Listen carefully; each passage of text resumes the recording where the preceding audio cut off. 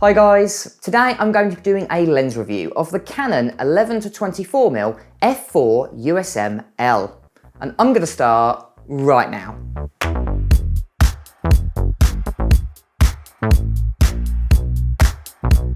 What's up guys, Photo Fever here and welcome back to the channel. So today we're going to be doing a lens review of this incredibly wide angle and really unique lens designed for Canon's full frame cameras, the 11-24mm f4 USM lens. But there are actually quite a few competitor lenses, so let's work out today what one is worth a spot in your camera bag. So with that out of the way guys, let's get started.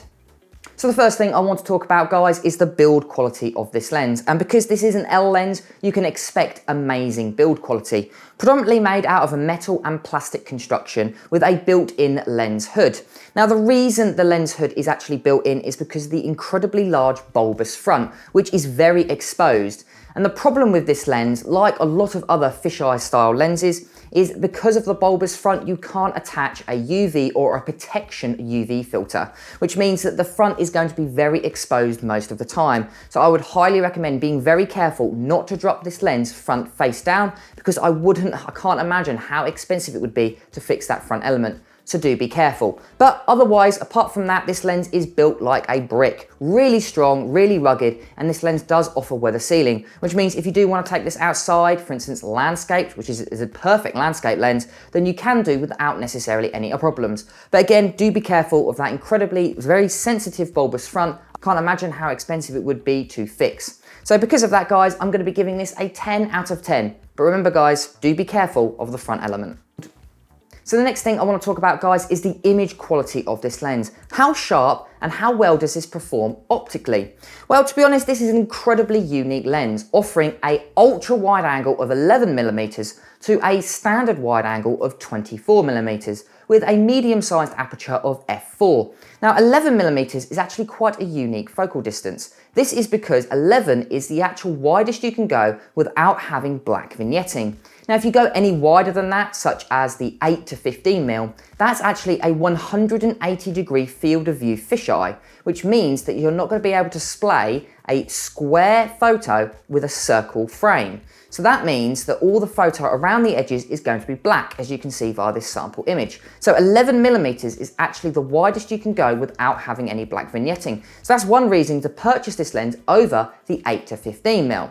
Now this lens isn't necessarily the sharpest lens out of the shed. I've got to admit it does have problems with sharpness, especially in the corners, but that is to do with the extreme wide angle nature. And to be honest, any lens of a focal distance of 11mm will suffer from the same issues. And it does suffer from chromatic aberration and a lot of softness, especially in the edges, again due to the extreme wide angle nature.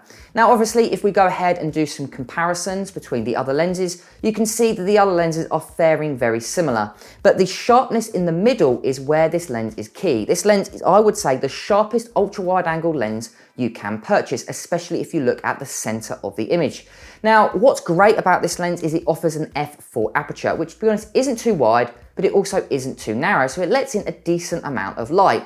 Now you're not going to be able to get necessarily out of focus backgrounds with this lens, mostly because of the extreme wide angle nature. You're going to have to get extremely close to your subject to offer any sort of background blur. But again, this lens is quite good for macro because you can actually zoom up to 28 centimeters at the closest point to actually focus, which means you can take some quite unique looking landscape photos, as you can see via some of the sample images here. Now, what is distortion and vignetting like? Well, vignetting is minimal if you're shooting at f5.6, but if you're shooting at the minimum aperture of f4 and you go ahead and turn off the peripheral illumination, you can see that there is slight amount of vignetting. Now, distortion is a complete different factor. Because of the 11mm that this lens offers, it has extreme distortion, as you can see via the sample graph images. Now, this is something that is you're kind of asking for it with a lens of this focal distance. 11mm is so wide angle, I had to be pretty much almost right next to the graph image to actually create these kind of images here. If you are buying this lens, do expect quite bad distortion because that's kind of part and parcel of this lens design. you've got to use it in a creative way to get really good looks. Now, obviously this lens is incredibly wide angle, so you've really got to think about your photos and the perspective that you'll be offering. But it does offer a really unique look to your photos. But again, with those softness in the edges, it isn't an absolute stunning lens to use. So because of that, I'm going to be giving it a 9 out of 10 because it is an amazing lens. It's just disappointing with those soft edges. So the next thing, guys, I want to talk about is the size and weight of this lens. What is this like to carry around on for instance, a day trip? Well, to be honest, this lens is actually really heavy. And the problem is all of the weight is right on the front element. So it is incredibly front heavy when you ever have it on a camera, weighing over a kilogram, coming in at 1,180 grams.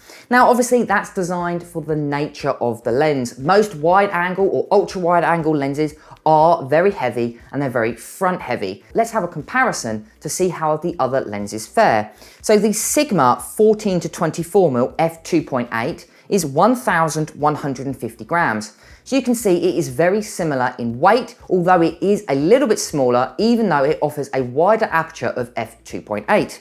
Then you've got the Sigma 12-24mm f4. This is very similar, offering almost the exact same focal distance, although this offers 11 versus 12. And again, this comes in at the same weight of 1,150 grams. And the only other lens that we can realistically compare this to is the fisheye lens designed by Canon, the 8-15mm f4, which is a lot lighter, coming in at just 540 grams. But this lens is a lot smaller due to how the lens has been optically designed. So to be honest, this lens doesn't fare too badly when it comes to size and weight because the other competitor lenses are incredibly similar. The only difference is this lens is a lot larger. If you compare it to the other ones, this one is about a third larger, which means it's going to take up a lot more room in your camera bag.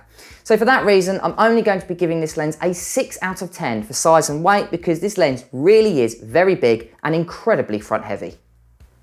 So the next thing I want to talk about, guys, is the image stabilization and focus motor of this lens. Now, just to say straight off the bat, this lens does not have image stabilization, which is a little bit of a shame, but to be honest, it isn't surprising because of how wide angle this lens is. So let's talk about the focus motor. Well, the focus motor is an ultrasonic focus motor, which basically means it's incredibly quick, incredibly precise, but also really quiet as well. And I must say, this lens, because of the incredibly wide angle look, you really need to have a really sharp focus because you really want all of your image to be in as focused as possible because the image is just so large. It's really difficult to use this lens to break away the subject. It's not impossible, it's just very difficult because how wide the lens is. This lens is really designed for landscape or architecture photography where everything is going to be in focus and roughly the same distance. So it's really nice to see a lens that offers that. Now this lens has a minimum focus distance of 28 centimeters. And I must say, it feels like you can get really close to your subject. Like I was taking photos of my four-legged friend, but I was also taking photos of some plants and daffodils that are out at the moment. And I must say, you could get, or feels like you can get really close to the subject. So I must say the ultrasonic motor was really quick. It's just disappointing to see that this lens doesn't have image stabilization, especially for the price that Canon are asking. So for that reason, I'm going to be giving it an 8 out of 10 for image stabilization and focus motor control. And last but most importantly is the price. What is Canon asking for this incredibly unique look? Well, to be honest, Canon have absolutely blown everybody out of the water when it comes to price, coming in at a whopping £3,099. By far one of the most expensive ultra-wide angle lenses you can purchase, not just from Canon, but pretty much any other camera brand on the market. The only lens that comes even close is the Sigma 14-24mm f2.8, coming in at almost half the price of £1,269. And that's the exact same price to the Sigma 12-24 f4 lens, coming in at the same price, £1,269. And in fact, the Canon 8-15mm, that's the fisheye one, again offering an f4 aperture, comes in at the same exact price of £1,269. So you can really see how ludicrously expensive this lens is compared to the competitor lenses. Now that's not saying that this lens is actually worth it, because because I would say it is really, really good. It's optically performing, and I would say it's sharper than the competitor lenses, but it definitely doesn't deserve a double the price. So I wouldn't recommend buying this lens, but I would highly recommend renting it unless you have got the budget and you're using this lens day to day. It's such a unique and a very specific lens. I really don't see most photographers using it every single day, unless you're an architect or maybe a landscape photographer. So apart from that, I would say this lens is definitely not worth a spot in your camera bag, just due to the incredibly expensive price. But I would definitely rent it because it is a really fun lens to use. So for that reason, I'm only going to be giving this lens a 4 out of 10 for price, because it is just ludicrously expensive and double the price of every other lens on the market. Brilliant, and there we go guys. So there is my lens review of the Canon 11-24mm f4 USM L, and I've got to admit it was an amazing and really fun to use this lens. I must say I haven't had such much fun actually doing a lens review in a while. It's just a shame that they're charging so much money for this lens. I must say I would never buy it in my right mind, but I definitely would rent it to give it a go to see what it's like to use. I've got to admit, shooting ultra wide angle really does make you think about your composition, but also the perspective that it offers. And again, if you are thinking of buying this lens, make sure to be really, really careful. That bulbous front really is very exposed, and if you damage it, God knows how expensive it would be. So apart from that, I would say this lens is recommended, although probably not worth it. And with a score of 37 out of 50, you can see it has scored quite low just due to the extreme price that this lens offers. But apart from that, I would say it's a really good lens to shoot with. Again guys, if you want to like, comment and subscribe to my channel, it really does help my channel grow. Also guys, if you want to hit the bell notification so you don't miss any of my latest content. And click here for my latest lens review, and click here for my latest overall video. But until next time guys, keep creating.